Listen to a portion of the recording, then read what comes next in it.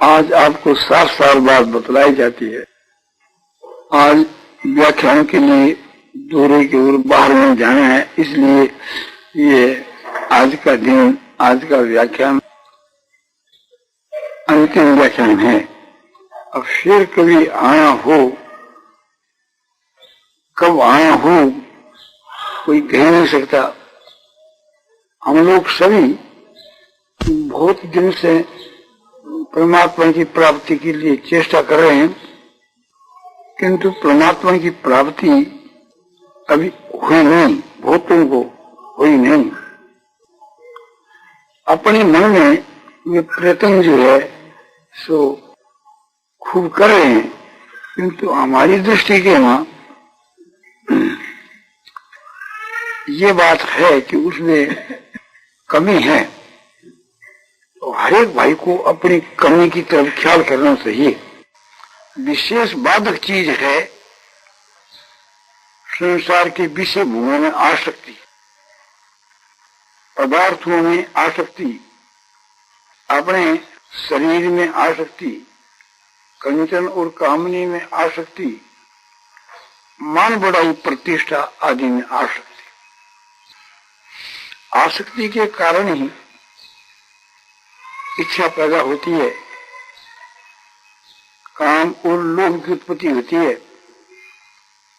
इस कारण से संसार के विषय भोगों के बीच के ना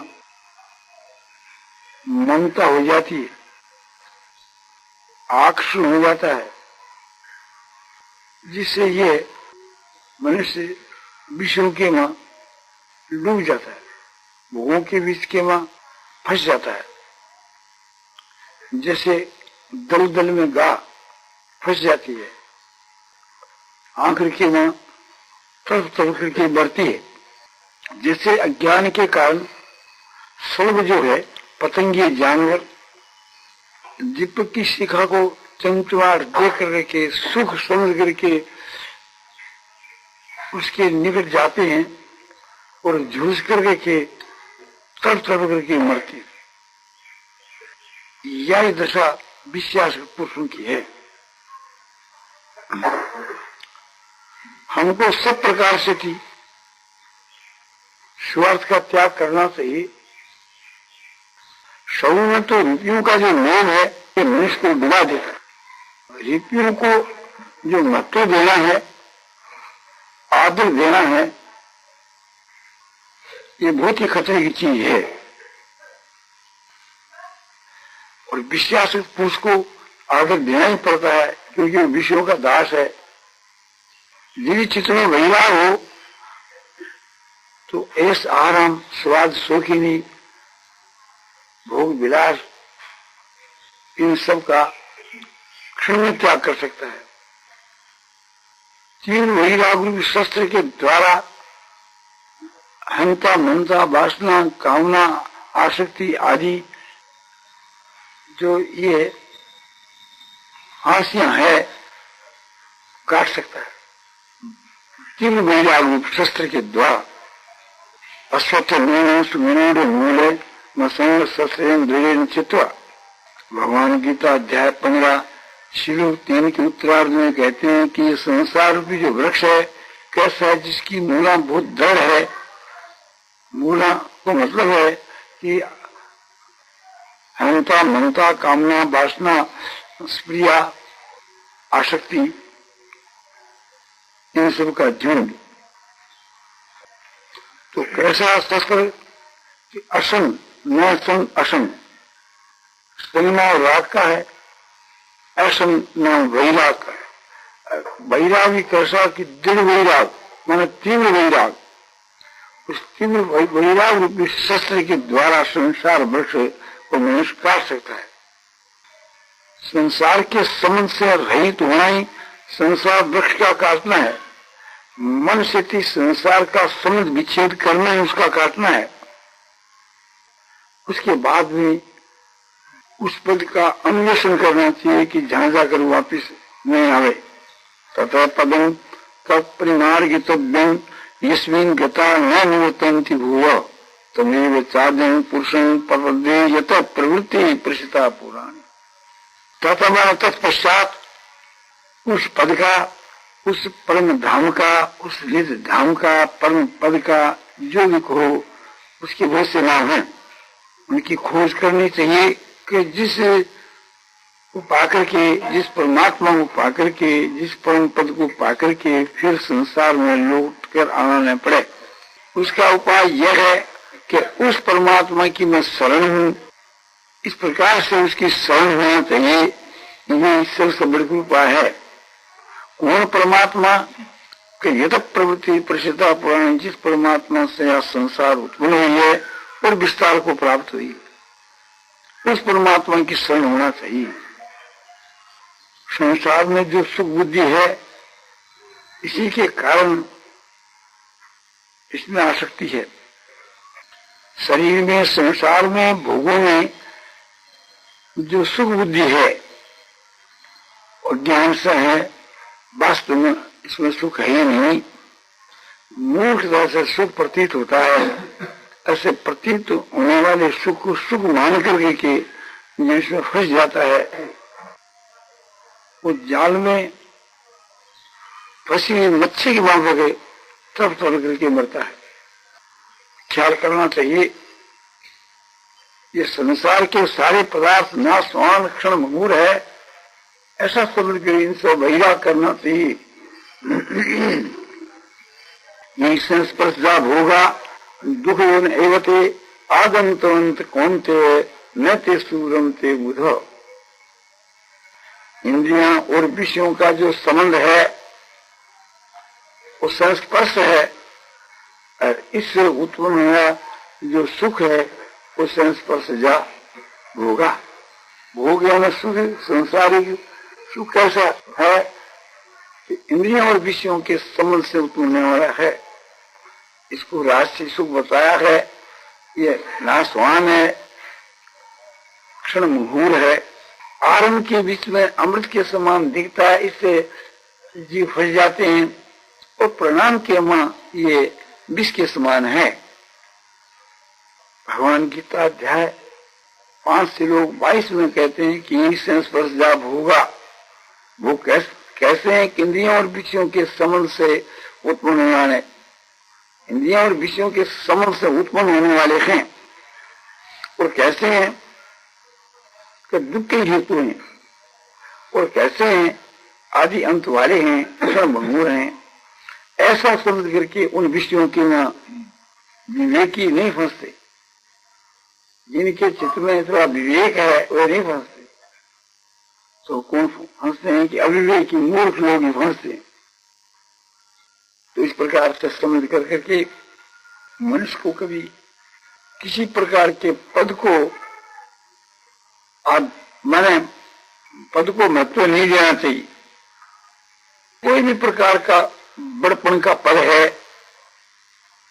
कि मैं ब्राह्मण हूं, मैं एक प्रकार से सन्यासी हूं, मैं पिता हूं, मैं एक प्रकार से मैनेजर हूं, मैं कलेक्टर हूं। कोई भी प्रकार का जो एक प्रकार से पद है उसका कभी अपने मन में आदर नहीं करना चाहिए। अपने पद का, दूसरों का जो पद है उसका आदर करना चाहिए। हमारा क्या अधिकार है कि हम उसका अनादर करें। किसी भी प्रकार का अभिमान नहीं करना चाहिए। अपने नाम का, अपने रूप का, अपने धन का, अपनी इज्जत का, कुटुंब का या अपने बल का, किसी भी प्रकार का जो अभिमान है ये आत्मा का पतन करने वाला है। अभिमान से बहुत दूर रहना चाहिए और न इन नाशवान पदार्थों को महत्व देना चाहिए। जैसे धन है, विद्या है, बल है, अपना शरीर है, अपना कोई भी एक प्रकार से बड़ापन है, अपने में जो गुण है या पद है या आचरण है या कोई भी अपने में अच्छापन है, उसको कभी महत्व नहीं देना चाहिए। तो इतने दिन हो गए अभी तक परमात्मा की प्राप्ति नहीं हुई, ऐसा मान करके कभी निराश भी नहीं होना चाहिए। परमात्मा की प्राप्ति के लिए जो प्रयत्न करना चाहिए आपने अभी किया नहीं, मैंने किया कम मात्रा में किया, इसलिए वो नहीं के समान है। परमात्मा की प्राप्ति के लिए कोई बहुत समय की आवश्यकता नहीं है, बहुत कोई इसमें कठिनाई नहीं है, कोई इसमें परिश्रम का काम नहीं है, केवल समझने की आवश्यकता है। आपके हृदय के वहां जो स्वार्थ बुद्धि है उसका त्याग करना चाहिए। बाहर के त्याग से कोई लाभ नहीं है, तो वो लाभ मामूली लाभ है। असली जो लाभ है वो वितरक के त्याग से होता है। आपके दिल में जो रुपयों के लिए आदर है तो भगवान आपसे बहुत दूर है। जो रुपयों का दास है वो भगवान का दास नहीं। जहाँ काम है वहाँ राम नहीं है, जहाँ रुपयों का आदर है वहाँ भगवान नहीं है। मान बढ़ाई प्रतिष्ठा के लिए हमको न इच्छा करनी चाहिए, न प्राप्त होने पर उसका आदर करना चाहिए। जैसे रुपयों का आदर, रुपयों को महत्व देना हमारे लिए हानिकर है, इसी प्रकार से मान बढ़ाई प्रतिष्ठा को आदर देना हमारे लिए खतरनाक है। जिससे मान बढ़ाई प्रतिष्ठा हो इस प्रकार का कार्य तो करना, किंतु उस मान बढ़ाई प्रतिष्ठा को छूना नहीं। मान बढ़ाई प्रतिष्ठा में शरीर में और भोगों में जो आसक्ति है, प्रीति है, वो एक खतरा वाली चीज। उसका त्याग करके आप कहीं रहो, चाहे कृष्ण में चाहे संन्यास में। खतरे वाली वस्तु को दीनी जिसने छाड़, चाहे रहो बाजार में चाहे बीच उजाड़। आसक्ति जो है ये खतरे की चीज है। शरीर, संसार और भोगों में जब तक आपकी आसक्ति है तब भगवान से आप बहुत दूर है, तब तक आप भगवान से बहुत दूर हैं। चाहे आप गृहस्थाश्रम को छोड़ करके घोर वन में चले जाइए, कोई विशेष लाभ नहीं है। वहां आपको एक प्रकार से एकांत स्थान में भय पैदा हो सकता है, क्योंकि आपके चित्त में वैराग नहीं है। जब चित्त के वहां वैराग नहीं है तो गृहस्थाश्रम का त्याग व्यर्थ है, और जब चित्त में वैराग है तो भी गृहस्थाश्रम का त्याग व्यर्थ है।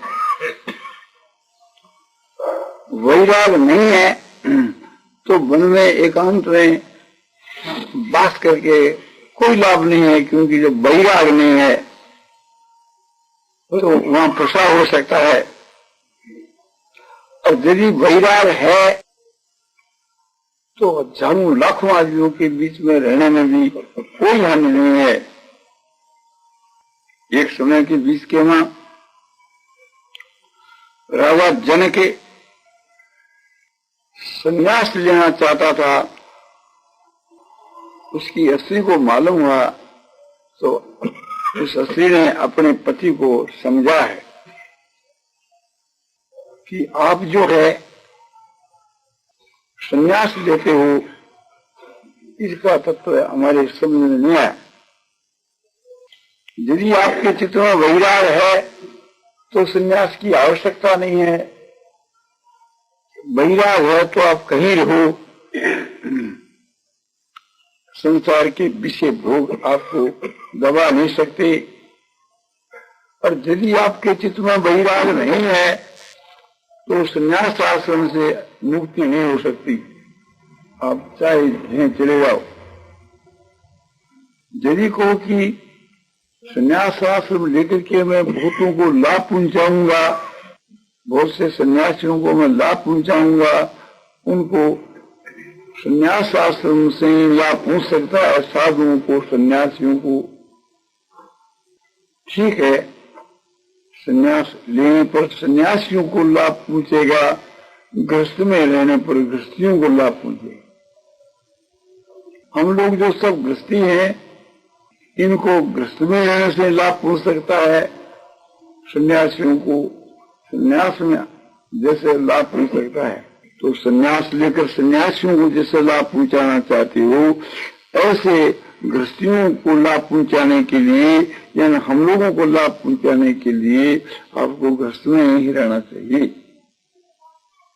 युक्ति संगत, शास्त्र संगत अपनी पत्नी के वचनों को सुनकर के राजा जनक ने संन्यास का विचार अपने दिल से उठा और वे आजीवन फिर गृहस्थाश्रम में ही रहे।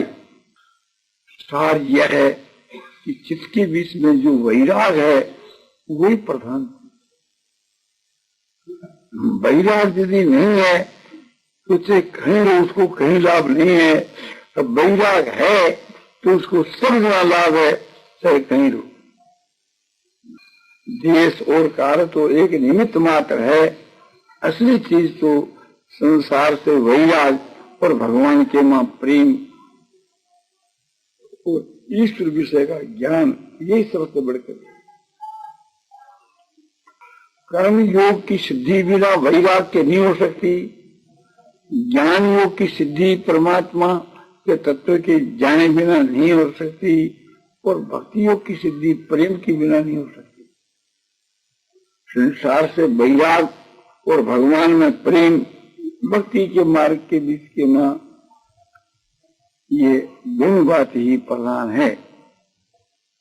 ज्ञान के मार्ग के बीच के मां परमात्मा का तत्व जान करके कि एक जो सत वस्तु है, एक असत वस्तु है, उस ज्ञान के द्वारा असत का त्याग और सत का ग्रहण। सत वस्तु भाव रूप है, असत वस्तु अभाव रूप। नासको विद्युते भावो ना भावो विद्युते सतः, सतः अभावो न विद्यते। सत का कभी अभाव होता ही नहीं, और मिथ्या जो वस्तु है उसे का भाव नहीं होता, यानी वो कायम नहीं रहती। तो जितने जो दृश्य पदार्थ हैं ये सब नाशवान है, क्षण भंगुर हैं, ये रह नहीं सकते। इस न्याय से थी ये सब ऐसो चीज अपने मिथ्या है, क्षण भंगुर है, स्वप्नवत है, माया मात्र है, ऐसा समझ करके इनको भुला देना चाहिए। और भाव रूप वस्तु परमात्मा है, वो सत्य है, और सत्य होते हुए चेतन है, और चेतन ही आनंद है। वह परमात्मा सत्यचित आनंद स्वरूप है। सत्यचित आनंद स्वरूप को छोड़ करके मिथ्या नाशवान क्षण भंगुर पदार्थ है, वो जो आदर करता है मूर्ख। भक्ति के मार्ग के मां प्रेम प्रधान है, और वो प्रेम अनन्य होना चाहिए।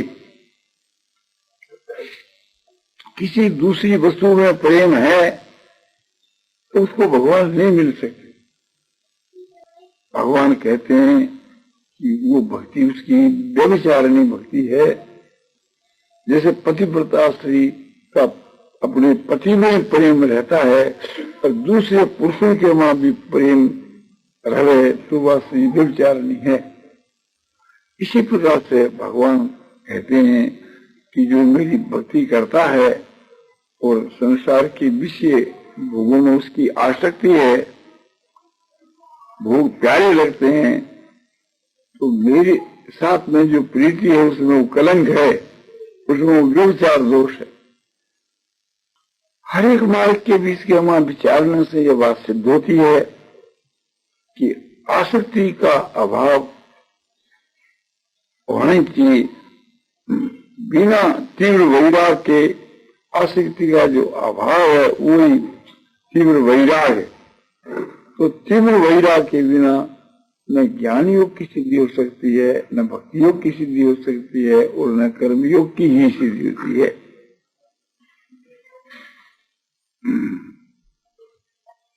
जब ये संसार के पदार्थ सब नाशवान नूर अनित्य और आगमा पाई है, फिर इनके बीच के में आशक होना, प्रेम करना मूर्खता नहीं तो क्या है। ये तो अपने गले में फांसी लेकर के मरता है। यह बड़ी भारी खतरे की चीज है और यह अनादिकाल से है।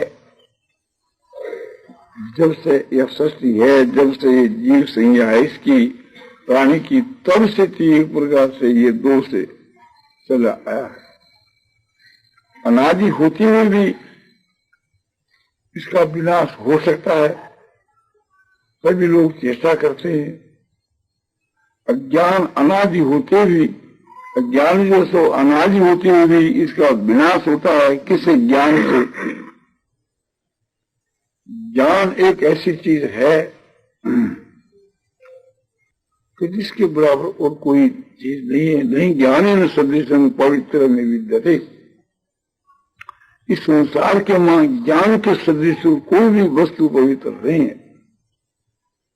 ज्ञान के द्वारा पापों का नाश हो जाता है, ज्ञान के द्वारा अज्ञान का नाश हो जाता है। और सारे जितने दोष है वो अज्ञान के ही कारण है। अज्ञान ही उनका मूल कारण है। अज्ञान को, अविद्या को, अविद्या के आश्रित सारे दोष मिल जाते।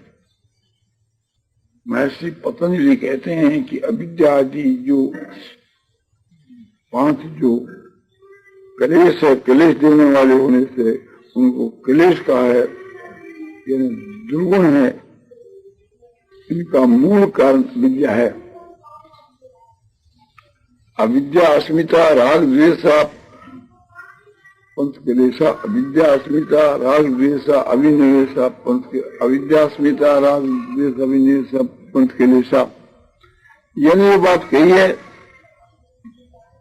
अविद्या और अस्मिता, राग और द्वेष और अभिनिवेश, ये 5 महाक्लेश है, क्लेश देने वाले हैं। अविद्या नाम अज्ञान का है, अस्मिता नाम जड़ के मां जो चेतनता का समावेश है, जड़ बुद्धि और चेतन आत्मा, इन दोनों की एकता सी है, इसका नाम अस्मिता है। या अपनी भाषा में इसको अहंकार के नाम से कहा जा सकता है। अनुकूल पदार्थ में होने वाली वृत्ति का नाम राग है, प्रतिकूल पदार्थ में होने वाली वृत्ति का नाम द्वेष, और मरने का जो है वो अभिद्वेष। तो कहते हैं महर्षि पतंजलि का अविद्या क्षेत्र उत्तरेशम, ये 4 जो उत्तर वाले हैं, अस्मिता, राग, द्वेष और अभिनिवेश, यानी मरने का भय। तो अहंकार, राग, द्वेष और भय, इन सब की जड़ अविद्या है। तो कारण का नाश होने से कार्य का नाश अपने आप हो जाता है। उदरी के बीच के वहां जो सुख और दुख की जो प्राप्ति है, उस में भी अविद्या ही कारण है। वहां कहते हैं महर्षि पतंजलि, हेयम दुखम अनागतम, अनागत जो आया नहीं, आने वाला है, उसको अनागत कहते हैं। जो बीत गया उसको अतीत कहते हैं, जो मौजूद है उसको वर्तमान कहते हैं। अनागतम दुखम एयम, आने वाला जो दुख है वो त्याज है, उसका त्याग करना चाहिए। जो बीत गया उसका क्या त्याग करना हो, तो अपने आप ही त्याग होगा। जो मौजूद नहीं है और जो प्राप्त है वर्तमान के वहां जो मौजूद है, क्षण के बीच के वहां वो अतीत होने वाला है, भूत होने वाला है, उसके अपने, इसलिए आने वाली जो क्षण है उसमें होने वाला जो दुख है उसका त्याग करना चाहिए। इसमें विचार किया गया दुख होने में हेतु क्या है, तो बताया गया संजोगो है हेतु। त्यागने के योग जो ये दुख है उसका हेतु संयोग है। संयोग माने जड़ और चेतन का संयोग, जड़ प्रकृति और चेतन पुरुष, चेतन आत्मा और जड़, ये सब पदार्थों को समूह, इनको जो संयोग है, इनके साथ में जो एकता है, वो इनका हेतु है। और संयोग का हेतु बोलो तस्य हेतु विद्या, उसका हेतु